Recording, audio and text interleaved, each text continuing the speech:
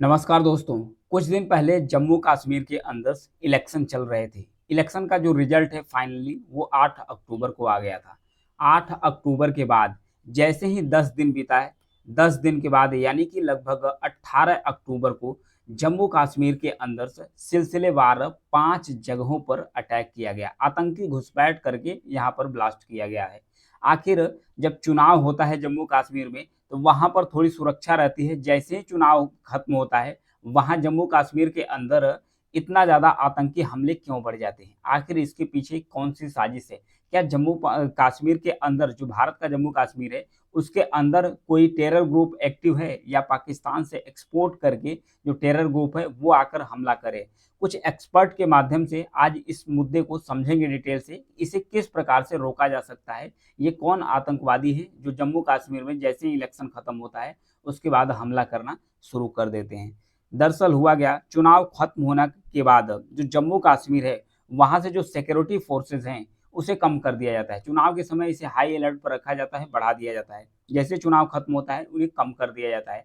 कम करने के बाद जो आतंकवादी हैं, जब सुरक्षा बल लगी रहती है तो चारों तरफ से जब चप्पे चप्पे सुरक्षा बल लगी रहती है तो जो आतंकी घुसपैठ है वो कर नहीं पाते हैं।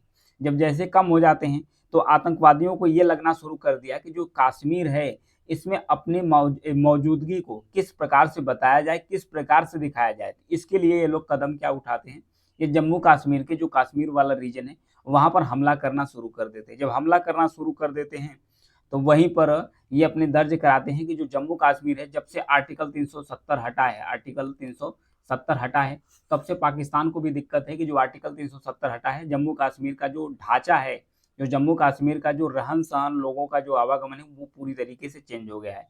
तो इसको फिर से इसका माहौल किस तरीके से खराब किया जाए, इस जद्दोजहद में जो टेरर ग्रुप है, वो लगे रहते हैं। ये कहीं न कहीं पाकिस्तान है इसमें घुसपैठ भी कर रहा है।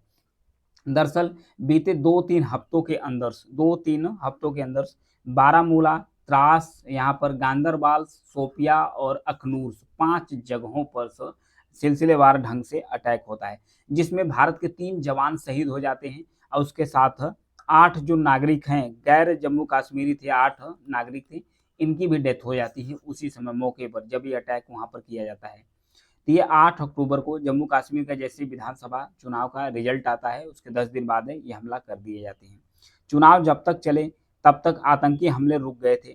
जो एक्सपर्ट हैं वो चुनाव के बाद हमले बढ़ने की जो सबसे बड़ी वजह मानते हैं, वो मानते हैं सिक्योरिटी फोर्स यानी कि जो सुरक्षा बल है उसका कम होना। आतंकी हमलों के जो अचानक कश्मीर में शिफ्ट होने की जो वजह है और हमलों का जो पैटर्न्स है और इसमें जो आतंकी संगठन शामिल है, इन हमलों के ज़रिए उनका मकसद क्या है? इन सारे सवालों का जवाब आज के इस वीडियो लेक्चर्स में समझेंगे। सिक्योरिटी फोर्स के बारे में भी समझते हैं इस वीडियो में। सबसे पहले कश्मीर में हुए जो आतंकी हमले हुए हैं उसकी बात कर लेते हैं। जम्मू कश्मीर में 18 अक्टूबर से अब तक करीब 5 हमले हो चुके हैं, जहाँ मैं जगह लोकेट कर दिया कि कहाँ-कहाँ हमले हुए हैं। ज़्यादातर हमलों में निशाने पर जो सिक्योरिटी फोर्स के जवान थे वो थे। उसके बाद जो गैर कश्मीरी थे यानी कश्मीर के बाहर से जो लोग आए थे, उस पर अटैक किया जा रहा है। हमलों की जो ज़िम्मेदारी है आतंकी संगठन है जिसका नाम है पीपुल एंटी फासिस्ट फ्रंट और द रेजिस्टेंस फ्रंट, इन्होंने ज़िम्मेदारी ली है। खुफिया एजेंसी ने पहले ही बता चुका था कि जो टारगेट किलिंग है ये पाकिस्तान की कश्मीर में अशांति फैलाने की एक साजिश भी है, कि ताकि टारगेट किलिंग किया जाए और कश्मीर के अंदर जो अशांति है वो फैलाया जाए। जब से आर्टिकल 370 हटा है, जम्मू कश्मीर का जो माहौल है वो बदल चुका है। जब माहौल बदल चुका है तो इसको माहौल फिर से पुनर्प्राप्त करने के लिए, माहौल खराब करने के लिए ये जो टेरर ग्रुप है वो इस पर लगातार अटैक कर रहे हैं। और कश्मीर के अंदर जो कश्मीरी पंडित हैं उनका भी पुनर्वास किया जा रहा है भारत सरकार के द्वारा। तो उस पुनर्वास को किस तरीके से रोका जाए, इसके इसको रोकने में जो आतंकी हैं ये लगे हुए हैं और ख़ासकर इसमें इनका पूरा भरपूर सहयोग पाकिस्तान की तरफ से मिल रहा था।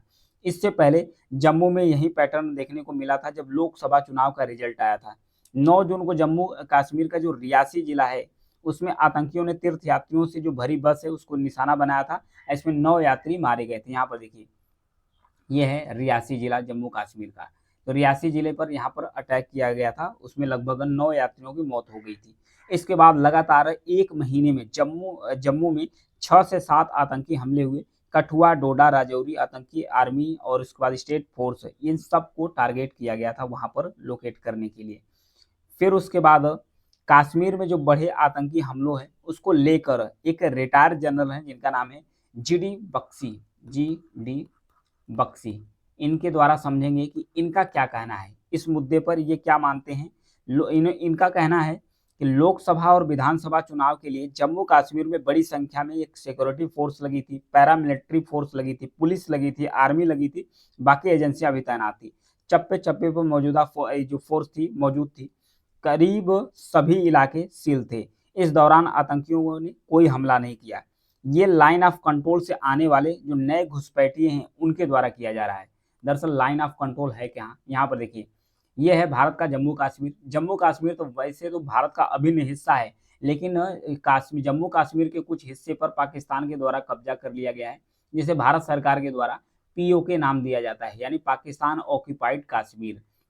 यहीं पर एक लाइन है जिसे LOC के नाम से जाना जाता है, लाइन ऑफ कंट्रोल के नाम से जाना जाता है। जितने भी घुसपैठिए आतंकवादी इस समय हमले कर रहे हैं वो जम्मू कश्मीर के अंदर से तो नहीं कर रहे हैं, ये बाहर से कर रहे हैं। यानी कि जो पीओके पाकिस्तान ऑक्यूपाइड कश्मीर है वहां से ये घुसपैठ करके यहाँ भारत वाले जो कश्मीर का हिस्सा है यहाँ पर घुसते हैं, यहाँ पर अटैक कर रहे हैं। फिर उसके बाद जो डीडी बख्शी है ये कह रहे हैं कि जो पीर पंजाल वाला रीजन है, जो पीर पंजाल वाला रीजन है, यहाँ पर देखिए ये है पीर पंजाल पहाड़ी। पीर पंजाल पहाड़ी के रीजन से जो राजौरी डिस्ट्रिक्ट है यहीं से ये लोग घुसपैठ करके, यहाँ पर जब सिक्योरिटी फोर्स कम हुई थी यहीं से घुसपैठ करके भारत के जो कश्मीर है वहाँ पर घुस गए थे। जब जम्मू कश्मीर में ये घुसे वहीं पर ये जो अटैक है इसको अंजाम दिए थे वहीं पर। जो पीर पंजाल की पहाड़ी है 13,000 फीट की ऊंचाई पर है। पीर पंजाल घाटी का जो इलाका है 2 जिलों पूंछ और राजौरी से मिलकर बना है। यहाँ पर देखिए ये पूंछ और जो राजौरी डिस्ट्रिक्ट है दोनों डिस्ट्रिक्ट में फैला हुआ है जो पीर पंजाल का रेंज है, ये पर्वतीय श्रृंखला है। तो ये जो डीडी बख्शी हैं इनके द्वारा कहा जा रहा है कि जो आतंकी जो घुसपैठ कर रहे हैं इनकी लाइफ बहुत लंबी नहीं है, ये लंबे समय तक घुसपैठ नहीं कर सकते हैं, इनको भी ठिकाने लगा दिया जाएगा। जैसे कि पुलवामा हमले के बाद इन्होंने कहा कि जैसे पुलवामा हमला हुआ था बालाकोट, उसके बाद भारत सरकार के द्वारा बालाकोट एयर स्ट्राइक की गई थी, उसी तरह उन्होंने कहा कि इसके जवाब देने की जरूरत है। सर्जिकल स्ट्राइक इस बार कहा जा रहा है डीडी बख्शी के द्वारा कि जो सर्जिकल स्ट्राइक है इस बार देश के अंदर नहीं, सीमा के अंदर नहीं, सीमा के बाहर करने की जरूरत है। यानी पाकिस्तान के अंदर करने की जरूरत है सर्जिकल स्ट्राइक, ताकि वहां जो आतंकी संगठन जो एक्टिव हैं उसे खत्म कर दिया जाए, उन्हें तबाह कर दिया जाए।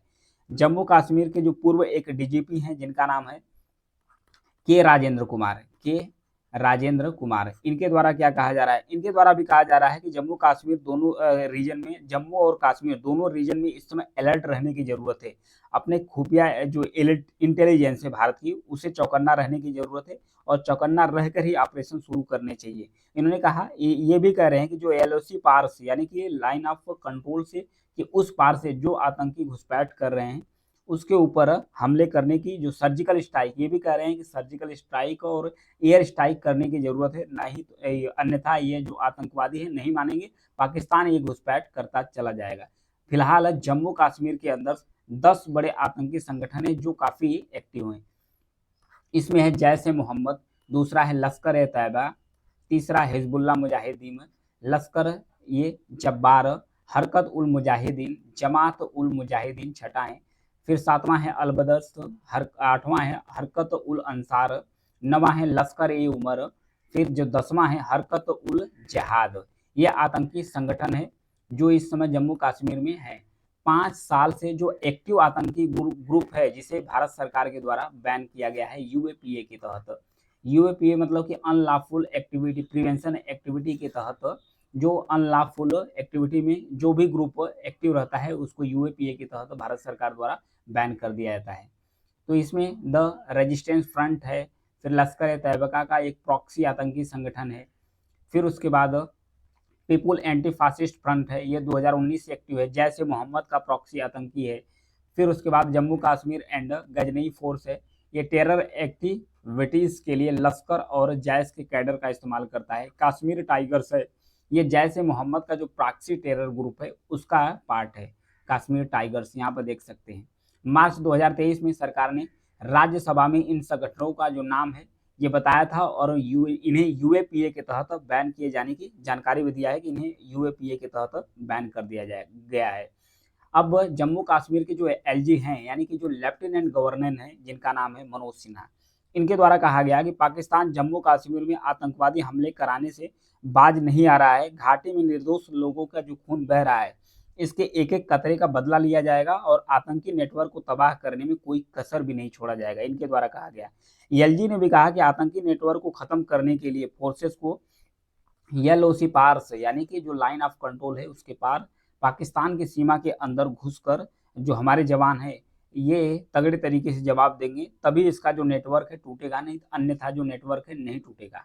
तो यही रीजन है कि जो जम्मू कश्मीर में जैसे ही चुनाव खत्म होता है, चुनाव के बाद ये जो टेरर ग्रुप है अपनी मौजूदगी दर्ज कराने के लिए और यह बताने के लिए कि जो कश्मीर है, कश्मीर सुरक्षित नहीं है, ये बताने के लिए बार बार अटैक करते रहते हैं और भारत को ये याद दिलाते हैं कि जम्मू कश्मीर सुरक्षित नहीं है। जम्मू कश्मीर के अंदर गैर कश्मीरी को नहीं बसाया जा सकता है, जो कश्मीरी पंडित है उन्हें नहीं बसाया जा सकता है, लेकिन भारत की जो सेना है इन टेरर ग्रुप को जरूर जवाब देगी और खत्म भी कर सकती है भारत की सेना इसे। तो ये था इसके बारे में। Thank you.